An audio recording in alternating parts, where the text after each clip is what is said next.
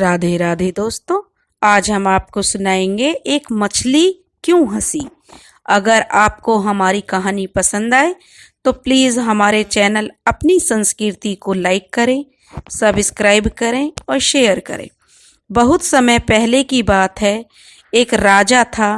उसका राज्य बहुत ही खुशहाली थी। चारों तरफ राज्य भी दूर दूर तक फैला हुआ था। प्रजा भी खुश थी। राज्य में किसी प्रकार की कोई कमी नहीं थी। राजा का महल एक नदी के किनारे था। एक दिन रानी महल की खिड़की पर खड़ी थी। तभी उसने देखा कि एक मछली बेचने वाली मछलियों से भरी टोकरी लेकर बेचने जा रही है। वह जोर जोर से आवाज लगा रही थी कि मछलियां ले लो, मछलियां ले लो। तभी रानी ने उस मछली वाली को बुलाया। मछली वाली ने अपनी टोकरी रखी।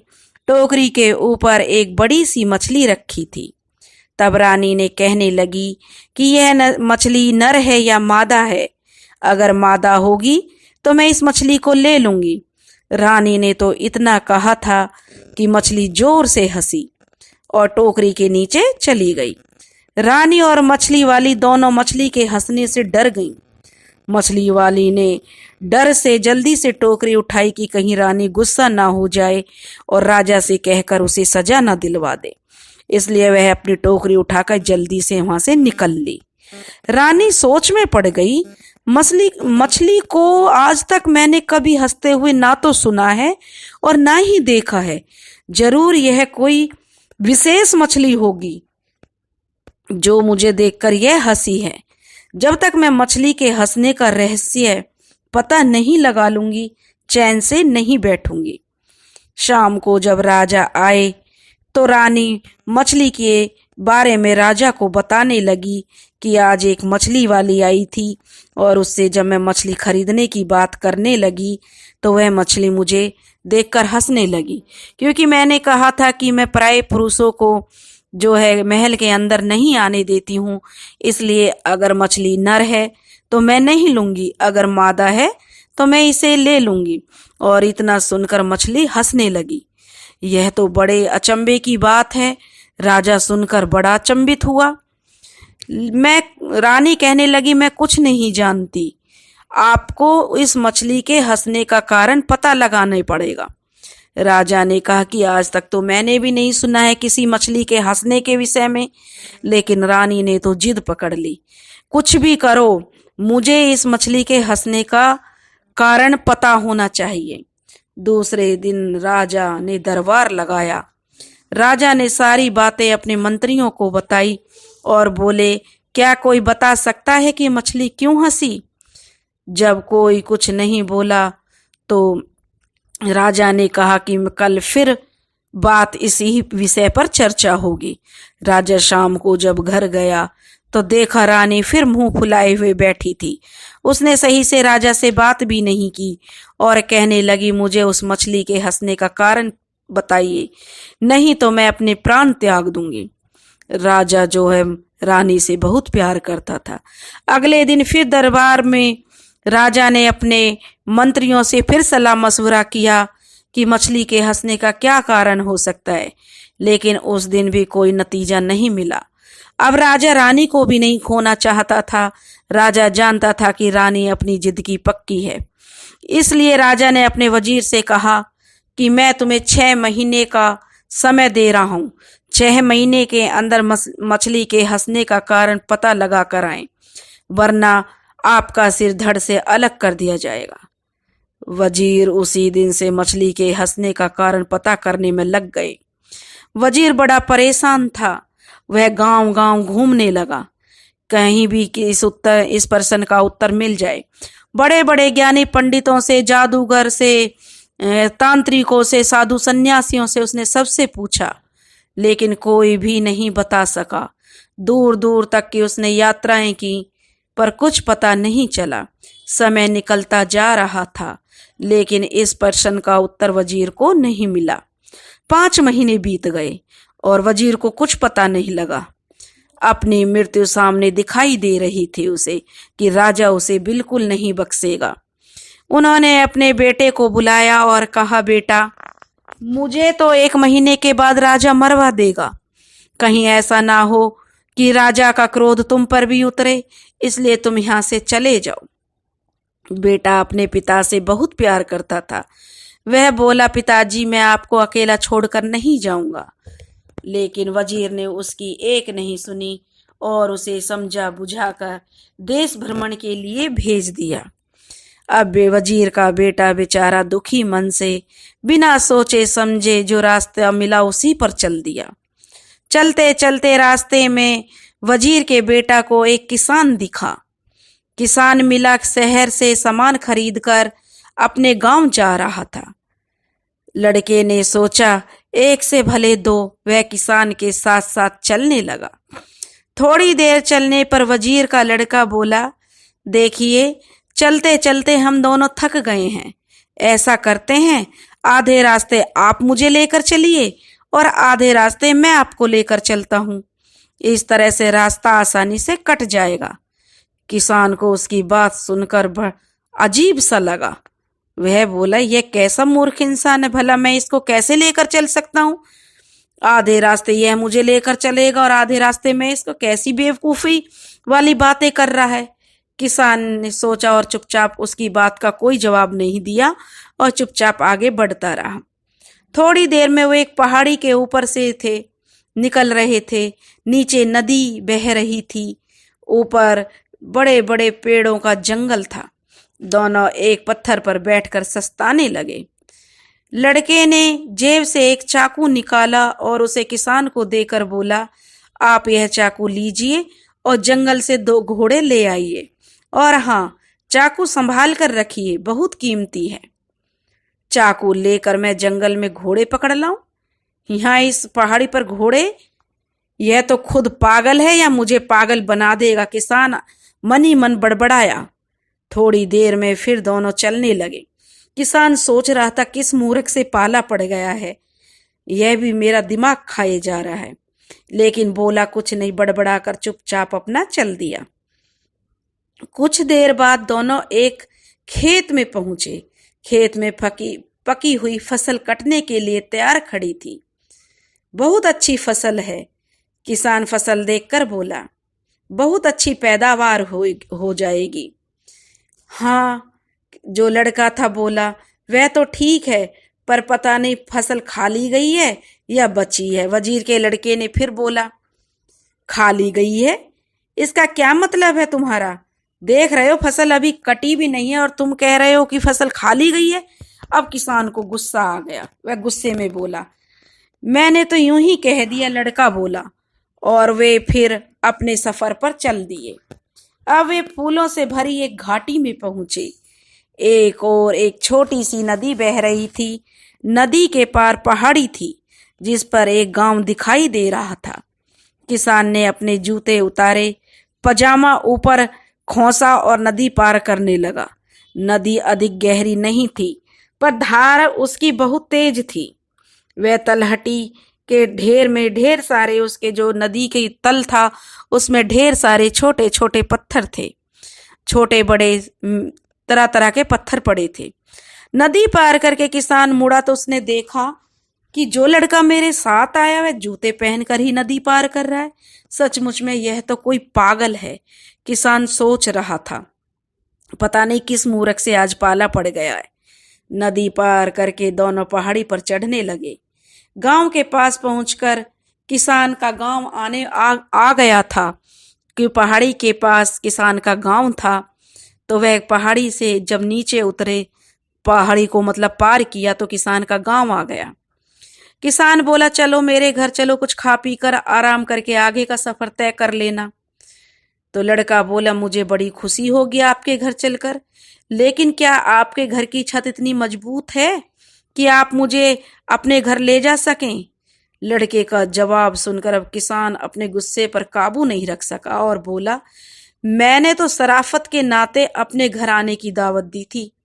मुझे नहीं पता था तुम ऐसा जवाब दोगे। नहीं आना है तो मत आओ, पर मेरा अपमान तो मत करो। इतना कहकर किसान अपने घर की तरफ चल दिया। किसान की एक बेटी थी जो बहुत ही समझदार और बुद्धिमान थी। जब उसने अपने पिता को गुस्से में तमतमाता हुआ देखा तो बोली, पिताजी क्या बात है, आप किस बात से नाराज हो रहे हैं? तब किसान बोला, अरे एक लड़का रास्ते में मेरे साथ हो लिया, रास्ते भर तो ऊट पटांग बातें करता ही रहा। अब जब मैंने उसे अपने घर आने की दावत दी तो कहता है कि क्या मेरे घर की छत मजबूत है, जैसे वह आएगा तो उसके ऊपर छत गिर पड़ेगी। किसान ने अपनी बेटी को सारी बातें बताई। अपने पिता की बात सुनकर लड़की हंसने लगी और कहने लगे, अरे पिताजी, छत कमजोर होने से उसका मतलब नहीं रहा होगा, वह आपकी हैसियत ऐसी है कि आप उसकी खातिरदारी कर सकें। जरूर वह किसी अमीर घराने का होगा। किसान ने सोचा, उसकी बेटी बात तो ठीक कह रही है। वह बोला, अच्छा बेटी, तो जरा उसकी बातों को और उनका भी मतलब मुझे बताओ। वह रास्ते भर ऐसी पागलपंती की बातें मेरे साथ करता आया है, मेरा उसने दिमाग खराब कर दिया। लड़की थोड़ी देर सोचती रही और फिर वह अपने पिता से बोली कि पिताजी, वह लड़का बहुत समझदार है, उसकी हर एक बात में कुछ मतलब छिपा है। जब उसने कहा कि आधे रास्ते आप मुझे ले चलें और आधे रास्ते वह, तो उसका मतलब है कि आधे रास्ते आप कोई कहानी उसे सुनाइए और आधे रास्ते वह सुनाएगा। इस तरह रास्ता आराम से कट जाएगा और किसी को थकान महसूस नहीं होगी। तो उसके पिता ने कहा, और जो उसने मुझे चाकू देकर घोड़े लाने के लिए कहा। किसान ने अपनी बेटी को सारी बातें बताई।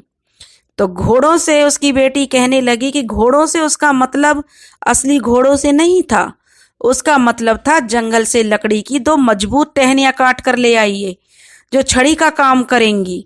चलते चलते थक जाने पर छड़ी का सहारा किसी घोड़े से कम नहीं होता है।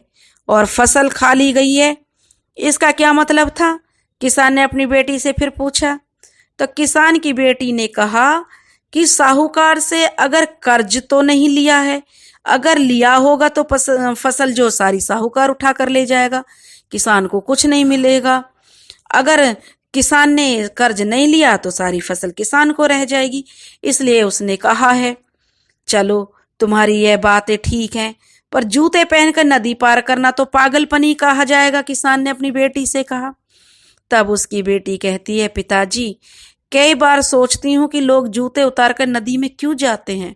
ऐसा करने से कोई नुकीला पत्थर उनके पैर में चुभ सकता है और वे गिर भी सकते हैं। जूते पहने रहने से पैरों का बचाव हो जाता है। किसान कहने लगा, अरे सचमुच यह लड़का तो बहुत अक्लमंद है, मैं अभी उसे लेकर आता हूँ। और कहकर किसान घर से निकल गया। उधर किसान की बेटी ने सोचा, क्यों ना वह भी लड़के की परीक्षा ले। उसने एक थाल में 12 रोटियां रखी और एक कटोरा खीर भरकर रखा। दूध से लबालब भरा हुआ एक जग रख दिया। थाली नौकर को देकर बोली, यह थाली उस लड़के को देना और कहना कि साल में 12 महीने होते हैं, पूरे चांद की रात है और सागर में पानी लबालब भरा है। नौकर लालची था। उसने सोचा, अगर मैं थोड़ा सा खाना खा लूंगा तो लड़के को क्या पता चलेगा। उसने एक रोटी खीर के साथ खा ली, फिर जग में से थोड़ा सा दूध भी पी लिया। फिर उसने जाकर थाली उस लड़के को दे दी। किसान की बेटी का संदेश भी उस लड़के को सुना दिया। थाली रखी, लड़के ने थाली रख ली और नौकर से कहा, आप अपनी मालकिन को शुक्रिया कहिएगा, उसको धन्यवाद दीजिएगा और कहिएगा कि साल में 11 महीने होते हैं, आधे चांद की रात है और सागर में पानी लबालब नहीं है। नौकर ने आकर किसान की बेटी को जब उस लड़के का संदेश सुनाया तो लड़की समझ गई कि नौकर ने थाली में से खाना खाया है और नौकर ने मान भी लिया कि उसने चोरी की है। जब उससे सख्ती से पूछा गया तो उसने कबूल कर लिया कि हाँ, उसने चोरी से खाना खाया। तुम्हें कैसे मालूम पड़ी नौकर ने थाली में से खाना खाया? किसान ने अपनी बेटी से पूछा। तब वह अपने पिता से कहने लगी, पिताजी, मैंने 12 रोटियां रखी थी, मतलब साल में पूरे 12 महीने। कटोरा भरकर खीर रखी थी, यानी पूरे चांद की रात।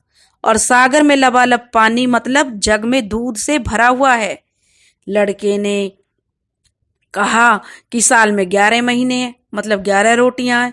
आधे चांद की रात मतलब कटोरा आधा खाली है। सागर में पानी कम, मतलब जग में दूध कम है। किसान कहने लगा, वाह बेटी, तुम दोनों का तो जवाब ही नहीं है, तुम तो एक से बढ़कर एक हो। शाम को लड़का खाना खत्म होने के बाद उस लड़की को कहवा दिया कि कहवा पीते पीते, जो कहवा एक चाय की तरह होता है, उसे पीते पीते और मछली की हंसी के बारे में बताया। शाम को सब इकट्ठे बैठे हुए थे। जब उसने मछली के हंसने की, उसने सोचा कि जो लड़की है वो बहुत बुद्धिमान है, किसान की बेटी होशियार है, क्यों ना मैं अपना प्रश्न इस पे पूछ लूं, शायद हो सकता है मेरे पिता की फांसी टल जाए। तो उसने बातों बातों में जब मछली के हंसने का रहस्य नहीं सुलझाया तो अपने पिता की सारी कहानी उन्हें सुना दी और कुछ मदद के लिए कहने लगा। लड़की चुप होकर थोड़ी देर सोचती रही। कुछ देर बाद उसके होठों पर मुस्कान आ गई और वह मुस्कुराती हुई बोली, चलिए मैं आपके साथ चलती हूँ, मछली के हंसने का रहस्य मैं राजा को ही बताऊंगी। वह बोली। लड़का किसान की लड़की के साथ उसी वक्त अपने नगर की तरफ चल दिया। उसका पिता चिंता के मारे खाट में लग गया था। लड़के को देखकर बोला, बेटा तुम क्यों आ गई, मैंने तुम्हें आने से मना किया था। लड़का कहने लगा, पिताजी आपकी चिंता खत्म हुई, यह लड़की जो किसान की बेटी है मछली का हंसने का रहस्य समझ गई है, आप हमारे साथ फौरन राजा के पास चलिए। अब जो राजा का मंत्री वजीर था, मछली क्यों हंसी कुछ पता चला? राजा ने मंत्री से पूछा तो वजीर ने कहा, हाँ महाराज, इसका उत्तर यह लड़की देगी। महाराज, आपके महल में एक पुरुष स्त्री के भेष में रहता है, लड़की ने कहा। यह बात उस मछली को पता थी, इसलिए वह हंसी थी। किसान की लड़की ने महाराज के सामने बोला। अब राजा कहने लगा, हमारे महल में पुरुष असंभव। राजा बोला, महाराज अभी इसका फैसला हो जाता है। किसान की लड़की ने बोला राजा से कि महाराज, आपके महल में एक कोई पुरुष महिला के भेष में रहता है, इसलिए मछली हंसी थी। लेकिन राजा को तो इस बात पर विश्वास ही नहीं हुआ कि बिना हमारी आज्ञा के तो कोई भी महल में कोई पर पुरुष रह ही नहीं सकता। तो राजा ने कहा, लड़की ने राजा से बोला कि अभी इसका फैसला हो जाता है, अब तुम जो एक काम करो। उन्होंने एक बड़ा सा खड्डा खुदवाया, फिर महल की सारी दासियों को और महल में जितनी भी रानियां थी सबको उस खड्डे में कूदकर पार करने के लिए कहा गया। कोई भी दासी उस खड्डे को पार नहीं कर सकी, क्योंकि औरतें अधिकतर शारीरिक रूप से थोड़ी कमजोर होती हैं मर्दों की अपेक्षा। वह जानती थी इस बात को, इसलिए उसने यह तरकीब सोची। उसके बाद एक दासी थी जो असल में एक पुरुष था। वह एक चोर था और राजा के महल में चोरी करने के इरादे से रह रहा था। उसने जब उस खड्डे को पार कर दिया और उसकी तलाशी ली गई तो वह सचमुच में एक मर्द निकला। राजा ने जब उस चोर को पकड़ा तो वह एक चोर था जो महल में चोरी के इरादे से घुसा था। राजा ने अब किसान की लड़की को बहुत सी धन दौलत इनाम में दी और उसकी बुद्धिमानी की बहुत प्रशंसा की। और थोड़े दिनों में ही वजीर के लड़के से किसान की लड़की की शादी हो गई। अब दोनों खूब खुशी पूर्वक अपना समय बिताने लगे और अपने घर गृहस्थी चलाने लगे। वजीर का लड़का भी एक होनहार और बुद्धिमान पत्नी को पाकर बहुत खुश था। राजा भी खुश था और रानी भी खुश, क्योंकि उनकी पहेली अब सुलझ चुकी थी। दोस्तों, अगर आपको हमारी कहानी पसंद आई हो तो प्लीज़ हमारे चैनल को लाइक करें, सब्सक्राइब करें और शेयर करें। राधे राधे।